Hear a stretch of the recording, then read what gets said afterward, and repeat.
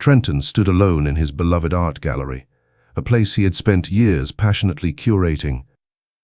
The gallery was named Synchronicity, and it had earned a reputation for pushing the boundaries of conventional art.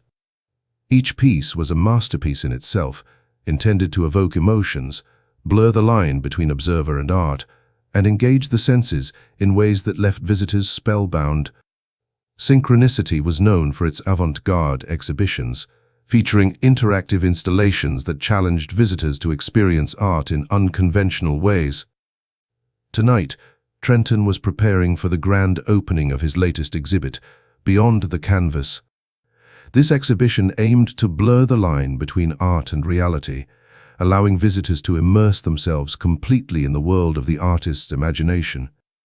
As the clock ticked past midnight, Trenton began to feel an eerie stillness in the gallery. He walked from one installation to another, his footsteps echoing softly in the dimly lit space. The artwork around him took on an unsettling aura in the absence of viewers. He thought he saw shadows moving within the artwork, figures hidden in the depths of painted landscapes, waiting to come to life. Trenton dismissed these thoughts as mere tricks of the imagination, a result of the late hour and his exhaustion. However, a shiver ran down his spine, and he couldn't shake the feeling that he was not alone. Trenton moved to the centerpiece of the exhibit, a massive canvas that dominated the room. The painting depicted a mysterious forest filled with hauntingly vivid details. The leaves on the trees seemed to rustle, and the wind whistled in the background. It was an immersive masterpiece, the very essence of what he had aimed to achieve. He activated the sensory immersion feature of the installation, a sophisticated system that played sounds, released scents, and created subtle vibrations to heighten the visitor's experience. But as he started it, he noticed something odd. The forest sounds were too real, the scent of pine and damp earth too strong.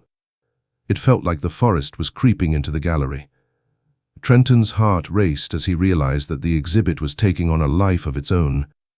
The painted trees swayed, and the animals on the canvas seemed to be moving, their eyes following him. Panicked, he tried to shut down the installation, but it didn't respond. He watched in horror as the forest from the canvas spilled into the gallery, the room transforming into a surreal woodland. Desperation clawed at him as the forest encroached further into his gallery. The sensation of grass underfoot was real, the moonlight filtering through the leaves casting shadows on the walls. He was trapped in the artwork, an unwilling participant in a surreal nightmare. Trenton stumbled through the living forest, the world around him no longer bound by the laws of reality. The trees whispered secrets, and the animals moved in a peculiar, almost sinister dance. He knew that he had to find a way out, but there were no exit signs in this ethereal wilderness. As he ventured deeper into the forest, a spectral figure appeared. It was the artist whose work had brought this madness to life. The painter, long dead, had somehow found a way to tether his art to reality. "You are now part of my creation," the painter's ghostly voice whispered. "You will become one with my art." Trenton's scream echoed through the enchanted forest as the artist's words began to manifest. His body gradually transformed into a living art piece, his limbs contorting and merging with the painted world. He felt the cold, inky paint seeping into his skin, and he gasped as his fingers stretched into branches, his legs turned to roots, and his eyes became part of the eerie landscape.